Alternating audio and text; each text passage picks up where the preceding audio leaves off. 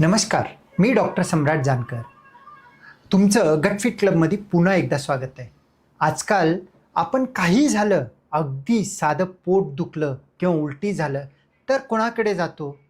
आपल्या घरात मोठ्यांकडे, शेजारी पाजारी मित्रांकडे किंवा आपल्या फॅमिली फिजिशियनकडे, कोणत्याही दुसऱ्या डॉक्टरांकडे असे नाही. आपण जातो आपल्या खिशातील एक स्मार्टफोनकडे. ChatGPT, जेमिनाय, ग्रॉक, गुगलवर आपण आपली लक्षणे टाकतो आणि ते आपल्याला एका सेकंदामध्ये रोगाचं निदान, नाव आणि उपचार सांगतं. पण मित्रांनो, आजच्या व्हिडिओमध्ये एक धोक्याची सूचनासाठी आपण केलेलं आहे. AI तुम्हाला माहिती देऊ शकतं, पण तुमचं निदान करू शकत नाही. गेल्या काही दिवसांमध्ये माझ्याकडे अनेक रुग्ण आले, ज्यांनी AIच्या मदतीने सल्ल्याने स्वतःवरती काहीसे वेगवेगळे प्रयोग केले आणि काही गंभीर त्रास घेऊन आले. AI हे तुमचं आरोग्य वाचवू शकतं का संपवू शकतं, हे आज आपण सविस्तर पाहणार आहोत. मित्रांनो, आज हा व्हिडिओ करण्याची वेळ का बरं आली? पहिलं गुगल होतं. गुगलवरती आपल्याला इंग्लिशमध्ये टाईप करावं लागायचं. बरेच लोकांना जमायचं, काही लोकांना नाही जमायचं आणि जनरेटेड इन्फॉर्मेशन त्याच्यावरती यायचं, म्हणून आपण त्याचा माहिती योग्य पद्धतीने घेऊ शकत नव्हतो. आणि बरेच वेळा तिथं sponsored ad, advertisement, paid ad कॅम्पेनमुळे तो एक चुकीच्या मार्गाने घेऊन जायचं. पण गंमत काय झालं बरं? आजकाल ChatGPT, जेमिनाय येऊन ही एक अशी माहिती जे जनरल पब्लिकसाठी सुद्धा अवेलेबल आहे, ज्याच्यामध्ये तुम्ही व्हॉइस मोड ऑन करून मराठीमध्ये बोलू शकता. जसे की आपल्याला मित्रांना बोलतो, मग मराठीमध्ये बोललं की तिथून तो तुम्हाला जे हवंय तो इन्फॉर्मेशन तो सांगतो. आपण बोलायचं, त्याने त्याला आन्सर करतो. त्यामधून आपल्याला असं वाटतं जणू की एक डॉक्टर आपल्या बाजूला बसून आपल्याला सल्ला देतोय. आणि ही सल्ला इतकी सटीक वाटायला चालू होतं, त्यालाच एक हॅल्युसिनेशन, म्हणजे तुम्ही जसं बोलता, तुम्ही जे काही त्याला फीड करता तसंच ते तुम्हाला आन्सर सांगतो. कदाचित हा 100% करेक्ट आहे का चुकीचं आहे हे आपण समजूच शकत नाही. हाच गल्लत AIमध्ये होतो. काही खूप चांगले उदाहरणं पण मला भेटले, ज्यामध्ये एक मुलाने पॉलिप, कोलॉनमध्ये पॉलिप म्हणून सांगितलं. डॉक्टरांनी त्याला सर्जरी सांगितली, ज्याच्यामध्ये आतडी काढायची गरज लागली. 11वी मधल्या 17-18 वर्षाच्या 3 मुलांनी मिळून AIला विचारलं, हे पॉलिप हा रिपोर्ट बघून तुम्हाला काय वाटतं? AIने त्याला सांगितलं की हे तर सर्जरीची गरज नाही, हे कॅन्सर पॉलिप नाही. तर ते 3 मुलांनी आपली हुशारकी दाखवली. त्या AIच्या मदतीने कोण डॉक्टर आहेत, कुठं दाखवायला पाहिजे, कोणाकडे हे करायला पाहिजे, आणि ते येऊन अखेर माझ्या OPDमध्ये संध्याकाळी 8 वाजता OPD बंद व्हायच्या वेळेला येऊन बसले आणि मला म्हटले की हे आहे, काय करायचं? मी सांगितलं की हे कोलोनोस्कोपीद्वारे आपण करू शकतो, सर्जरी गरज नाही. तर खूप मोठा दीर्घ श्वास त्यांनी सोडला आणि त्यानंतर त्यांनी कोलोनोस्कोपीद्वारे बिना सर्जरीचं बरं झालं. नेमकं ह्याच्यामध्ये AIच्या मदतीनं त्यांना खूप मोठा फायदा झाला. असेच बरेच रुग्णांना AIची मदतीनं पहिलं माहिती नसायचं, आता माहिती भेटतंय, ही खूप चांगली गोष्ट आहे. पहिलं इंग्लिशचा एक बॅरियर राहायचं, आता मराठीमध्ये सुद्धा टाईप करायची गरज नाही, बोलून सुद्धा सॉल्व्ह होऊ शकतं. ChatGPTचा खरोखरच खूप आपणाला फरक पडेल, माहिती भेटेल असं झालेलं आहे. पण मित्रांनो, नाण्याची दुसरी बाजू सुद्धा आपल्याला माहिती राहण्याची गरज आहे. नाण्याची दुसरी बाजू म्हणजे काय? बरेच रुग्ण आहेत, हे गोष्टींचा इतका हॅल्युसिनेशन, म्हणजे त्याची जी काही आपण त्याला बोललेलं तो समजून घेतो, प्रॉपर प्रॉम्प्ट नसल्यामुळे त्याच्यामधून आपलीच विचार तो इमिट करायला सांगतो आणि खरोखर तो व्हॅलिड आहे का, एव्हिडन्स आहे का, ह्याच्यावरती जात नाही.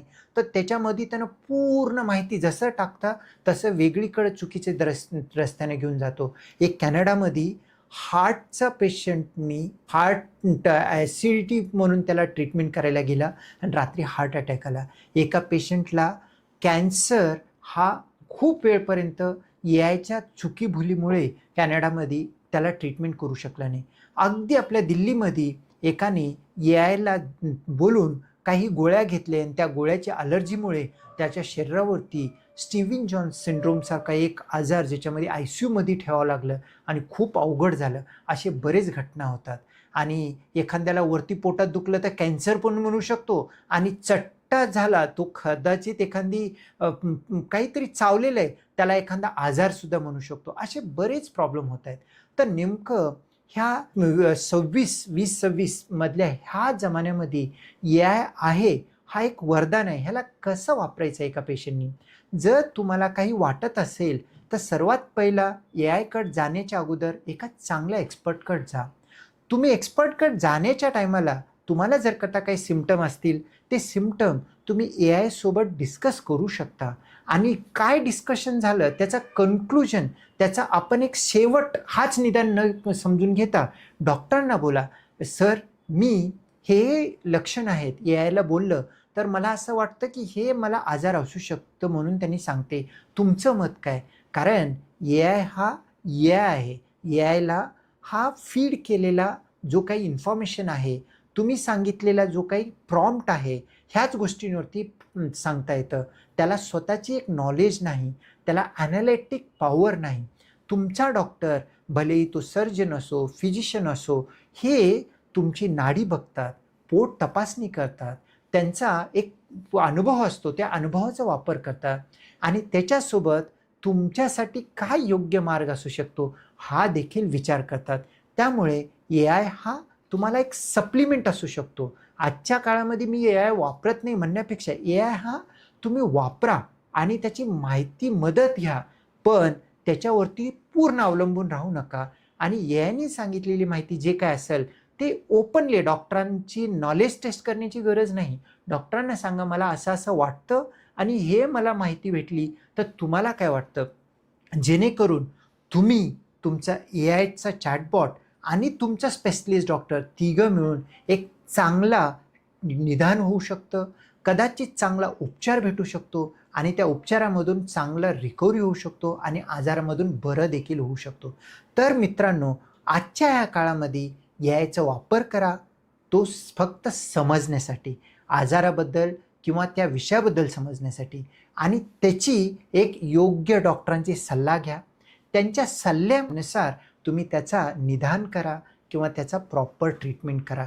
जेणेकरून तंत्रज्ञानाचा आणि तुमच्या डॉक्टरांच्या स्पेशलिस्टचा तुम्हाला पूर्णपणे माहिती होईल. कारण AI हा तुमचा निदान करू शकतो, पण प्रत्येक गोष्ट क्लिनिकल बेस्ड जजमेंट नाही करू शकत. तिथे एक डॉक्टरांची 100% गरज आहे.